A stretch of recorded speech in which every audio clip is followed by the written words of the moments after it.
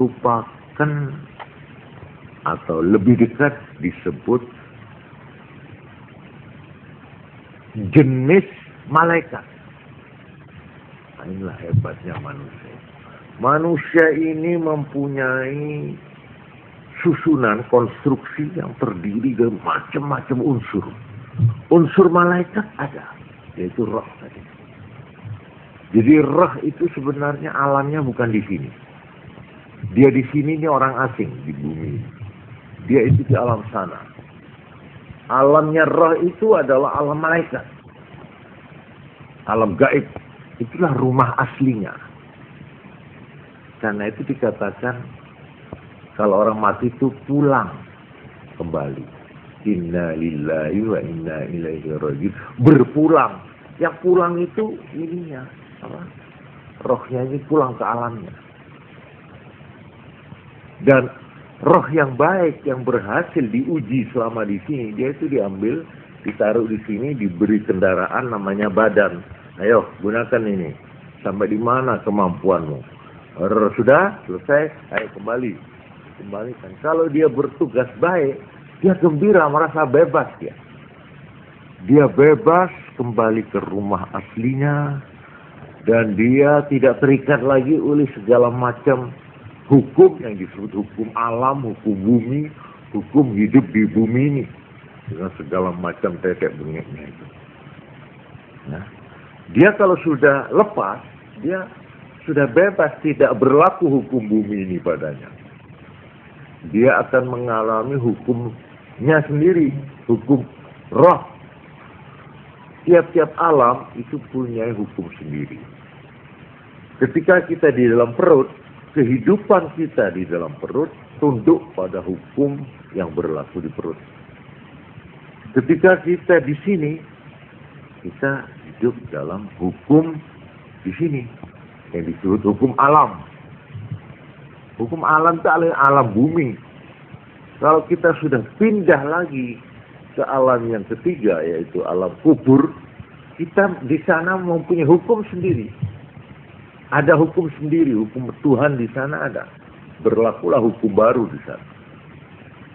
Kalau kita sudah masuk ke akhirat, di sana ada hukum sendiri. Jadi hukum-hukum yang disebut hukum alam, hukum itu sebenarnya satu hukum berlaku untuk satu ruangan. Oleh karena itu keliru sekali apabila orang ingin mengukur, ingin menilai alam kubur dengan ukuran hukum yang berlaku di bumi. Gak bisa. Di sini yang berlaku adalah hukum panca indera umpamanya. Ini tidak bisa diberlakukan di alam kubur, tidak bisa. Oleh karena itu banyak hal-hal yang kadang-kadang kita itu tidak bisa menerima. Tetapi Kanjeng Nabi Muhammad SAW bersabda, "Ma min 'abdin illa wa liqalbihi 'ainani." Tidak ada seorang hamba di dunia ini kecuali dia hatinya punya dua macam atau jenis mata. Nah, untuk gampangnya disebut dua mata. Wa huma 'ainani yudriku bihimal ghaib. Dengan mata ini, mata hati ini, dia bisa menangkap hal-hal yang gaib. فَإِذَا أَرَادَ اللَّهُ تَعَالَى بِعَبْدٍ خَيْرًا, apabila Tuhan menghendaki seorang hamba itu kebaikan, fataha 'ainai qalbihi, kedua mata hatinya dibuka oleh Allah.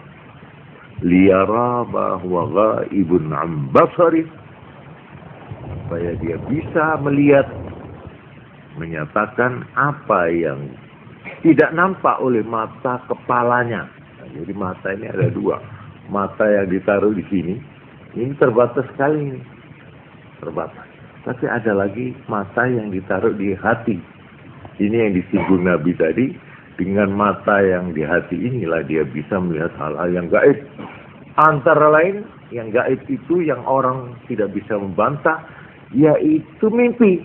Itu antara lain alam gaib kecil itu. Dengan apa sampean melihat hal-hal di dalam mimpi? Apa dengan mata ini? Tidak, ini merem. Tidur saya, merem. Tempatnya gelap.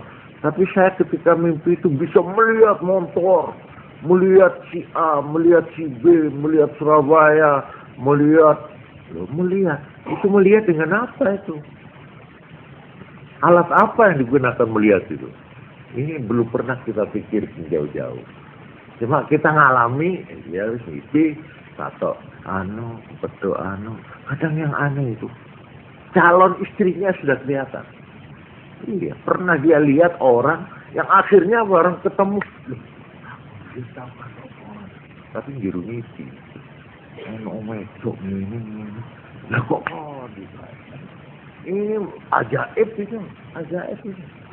Nah ini saya maaf ini, saya sendiri pernah mengalaminya.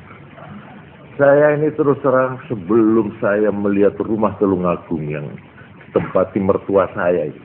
Saya pernah hadir di sana, tapi dalam mimpi. Masih Joko saya. Jadi ketika saya masuk ke saya hampir tidak percaya.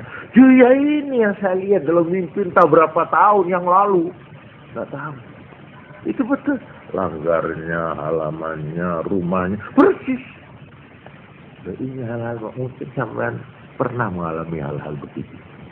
Lah itu melihat dengan mata apa sampean waktu mimpi itu? Apa dengan mata ini?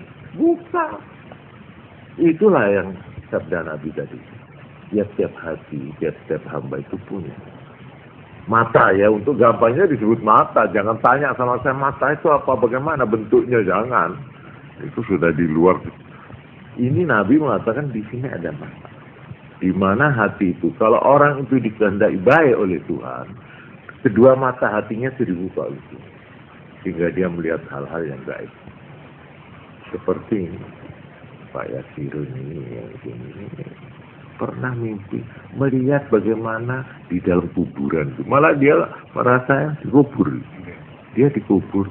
Malah ini Kiai Maksum almarhum, dia cerita, aku mimpi jam terang di kuburan, wong sing ngeterno, aku kakok ke pengisor.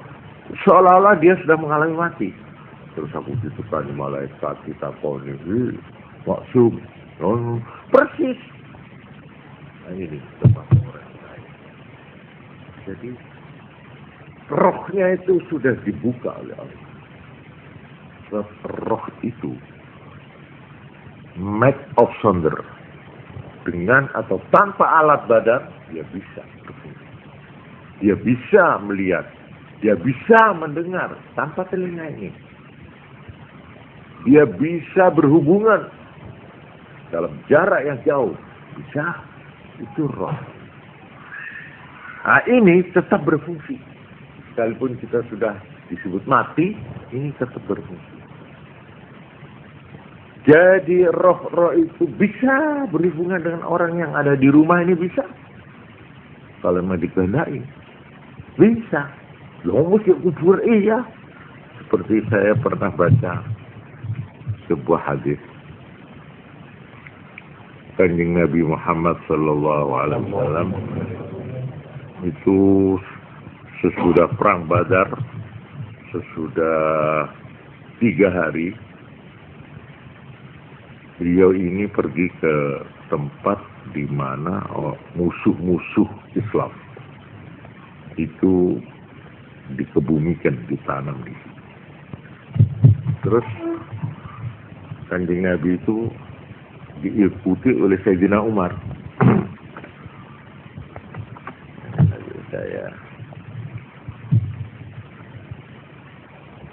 Nah, ini beliau berbicara dengan mereka yang sudah di dalam kuburan itu.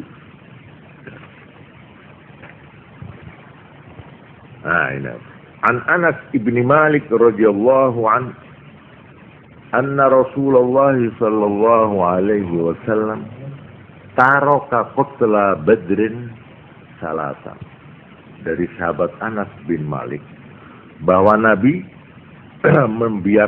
meninggalkan orang-orang yang gugur di perang Badar 3 hari. Summa atahum, kemudian datang Nabi ke kuburan. Faqama alaihim, terberdiri di muka kuburan musuhnya ini. Fanadahum, terus beliau memanggil-manggil. Malah ini disebutkan. 1. Faqala ya Aba Jahal ibn Hisham. Abu Jahal musuh besar itu. Itu mati ditanam di situ. Dipanggil oleh Nabi. Hei Abu Jahal bin Hisham. Ya Umayyah ibnu Khalaf. Ini nama musuhnya juga ini. Ya Utbah ibnu Rabi'ah. 3 orang. Ya Syaibah ibnu Rabi'ah. 4. 4 orang ini memang tokoh-tokoh yang berat ini dari musuh-musuh Nabi yang mati di dalam perang Badar. Alaysa qad wajadtum ma wa'ada rabbukum haqqan? Nabi tanya. Hei saudara-saudara, katanya dia. Ya, apakah janji Tuhan sudah kamu buktikan sekarang?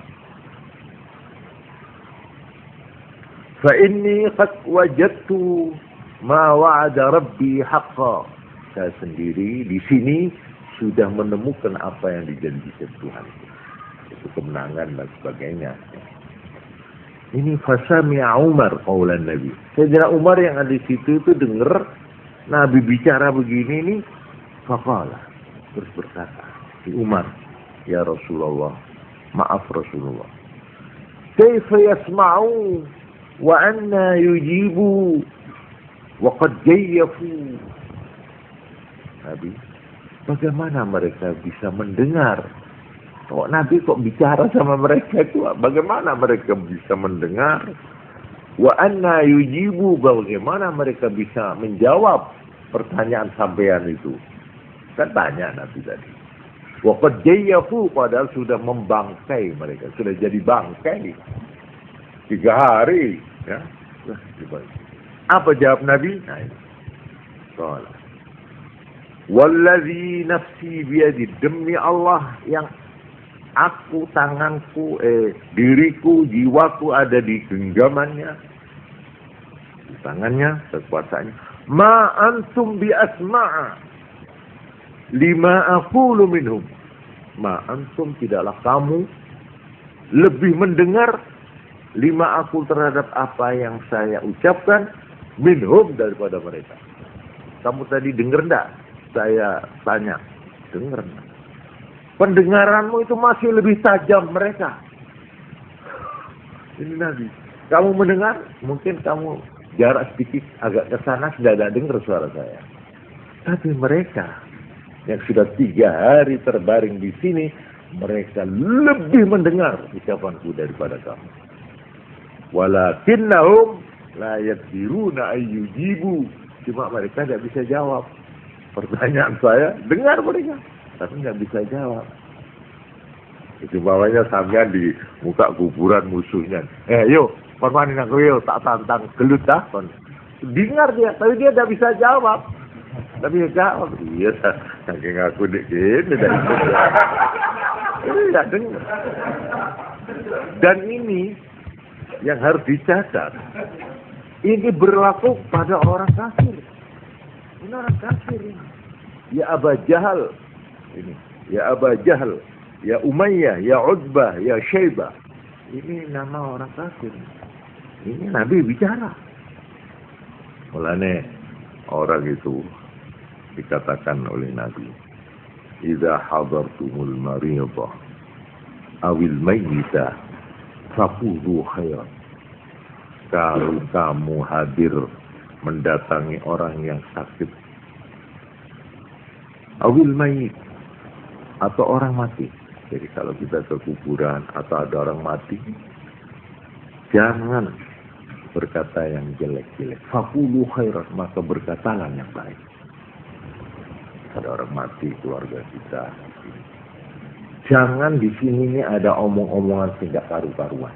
Omong sing apik. Paling-paling yang dulu mungkin arwah bapak kula. Kenapa? Fa innal malaikata yu'minuna ala ma taqulun.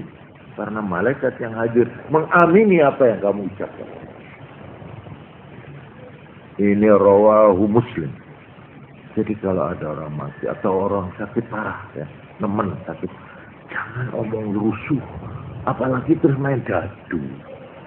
Nah, timbang kesel nunggu naik, krek. Wah, udah ilok banget.